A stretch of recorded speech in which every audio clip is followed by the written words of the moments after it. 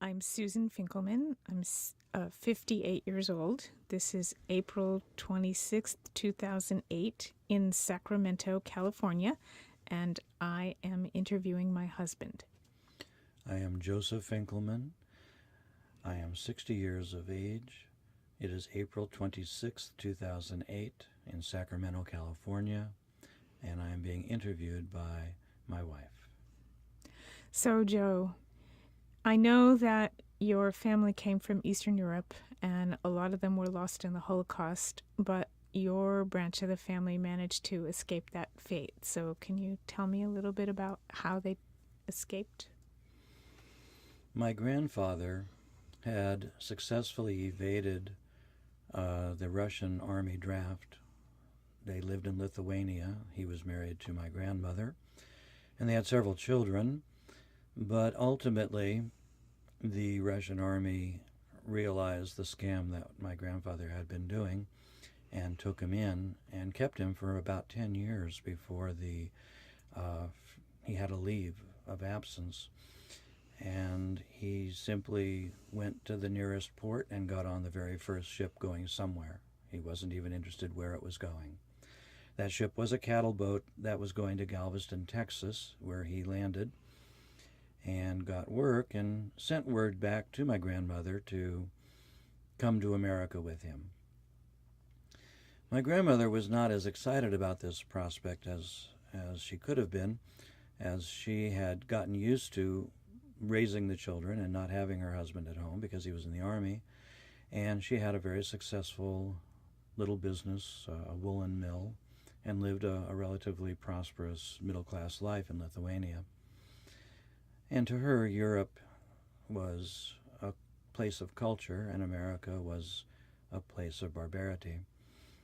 Ultimately, she did come to America, and in fact, she lived a life of poverty and want and abandonment, since my grandfather would go wherever there was work and was rarely at home. So her life was not so good, but his was a lot better considering he got out of the Russian army. His brother also had come over to America, and so that part of the family did escape the Holocaust, but none of the other cousins and aunts and uncles and relatives did. They all died.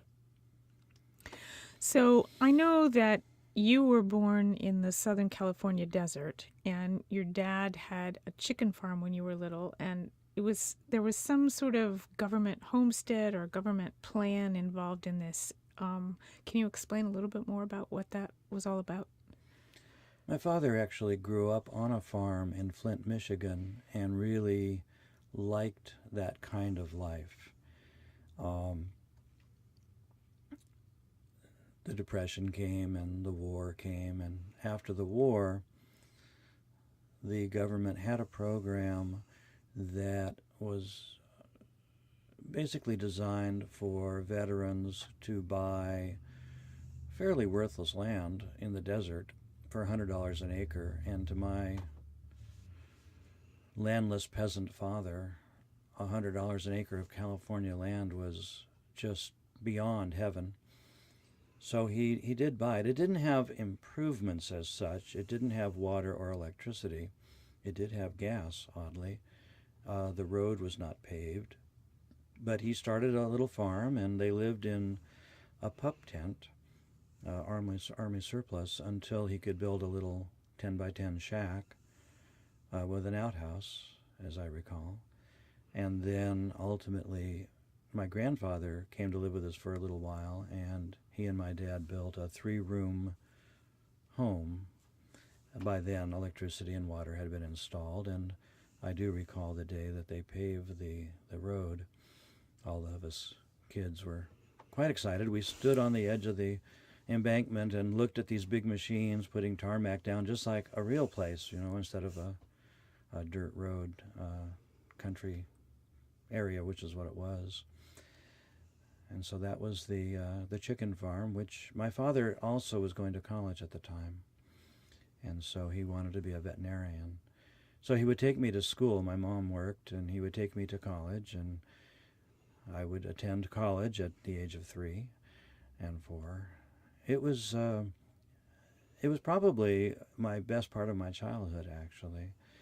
He would teach me all of the things that he was learning so that he could actually learn that, and it was exciting to him that he had such an attentive audience. So I memorized the periodic table and could do simple chemical equations, and it was it was a fun time. School was a disappointment. So I know that you were born about 3 years after World War II ended, and you were born in the United States, in California, but still, ironically, you and your family experienced anti Semitism out in the California desert. Can you describe some of the things that happened to you? Well, as a small child, there was only one neighborhood store, and they were very outspoken about how they would not do business with Jews. So we had to go into town to buy anything, and as a child, all the other children would go to the store and buy a soda or whatever, and I could not. There was, of course, the incident with the neighbor across the street that he was very adamant that Hitler had the right idea. My father was very adamant that that was not something that he agreed with, and they took to feuding. It was really, at the time, it seemed quite normal, but in retrospect, it was probably really bizarre, two grown men shooting at each other like hillbillies. Well, you wrote a poem about that, right? Would you read it? I really like that poem. There was a phrase that was very common at that time called "never again." So that is the title of the poem. They used to read to me. I used to stand on the other side of the book. They used to read to me and use a finger pointing to the word.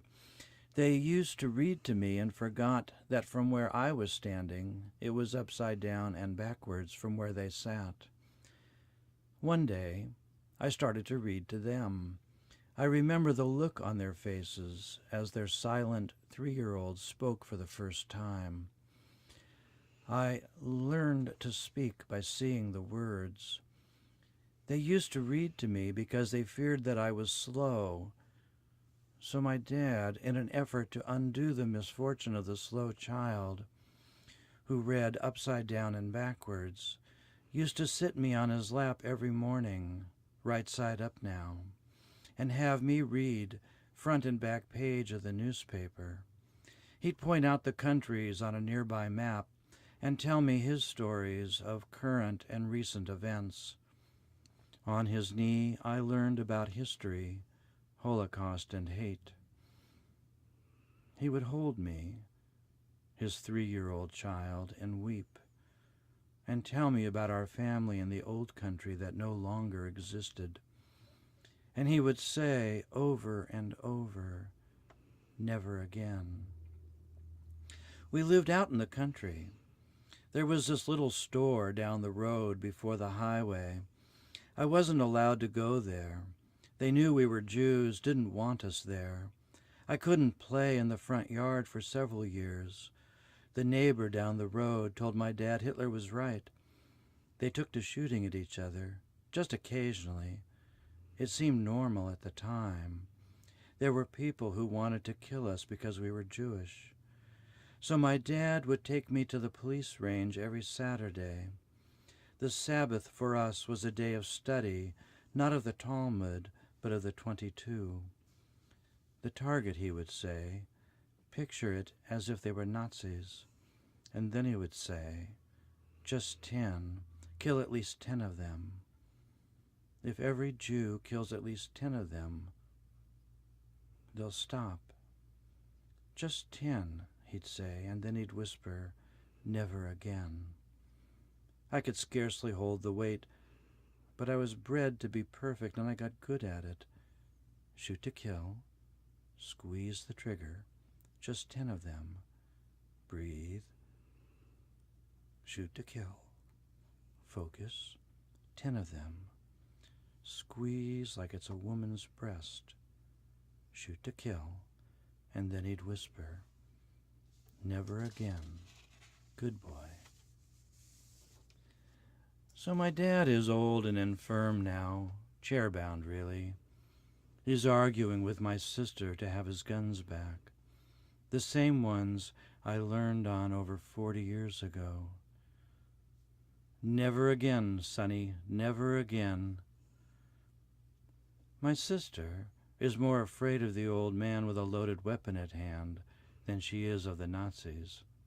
And in an effort at sibling solidarity, I had to tell him, not anymore, not anymore, too old, too infirm. The old soldier just isn't in it anymore. But I could see that it broke his heart. And in my heart, I knew that if it came to it, he'd sell his life dearly. He looked at me from his heart, through his eyes into mine, and we both just knew she was right. So he whispered to me 2 things. Just 10 of them, son, and never again. Thank you. That poem is so powerful. You write a lot of wonderful poetry, but that's the most powerful poem you've ever written. You don't shoot at people like your dad and that guy did, but I know that you've been faced with anti-Semitism in your life, and I wonder what are some of the ways that you've handled it? It just depended on the situation.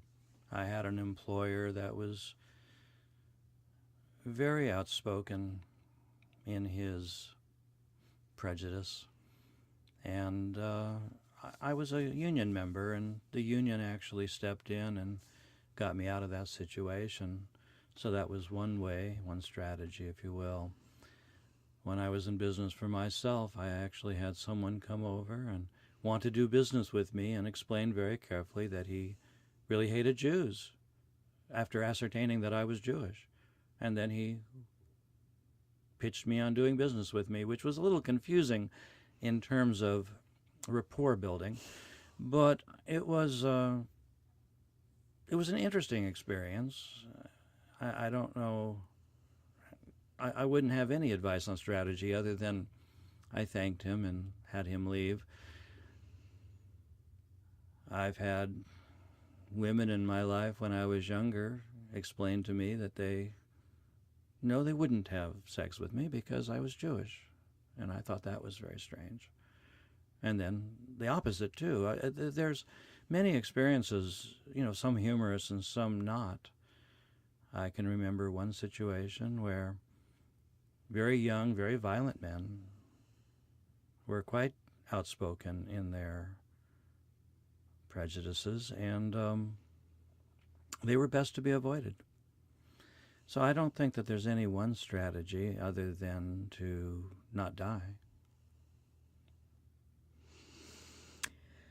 Well, I want you to just imagine for a moment that you have a child that you love very much asking you for your best advice on how to live as a Jew in this world just the way it is today.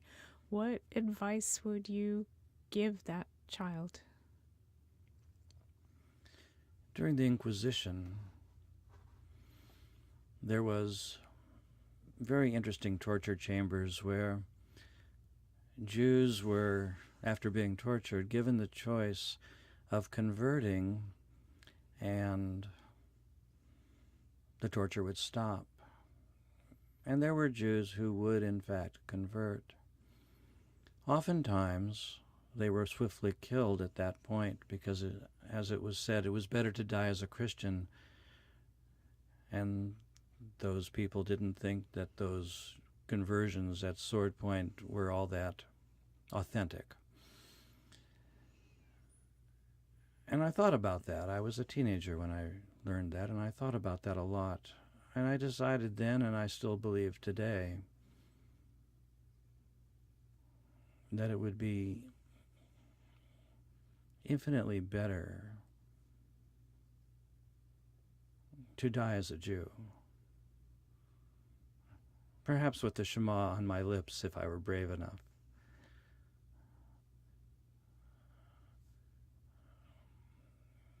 And that would probably be the only advice I would give my child. Thanks very much for sharing all this with me. I really love you. I love you too.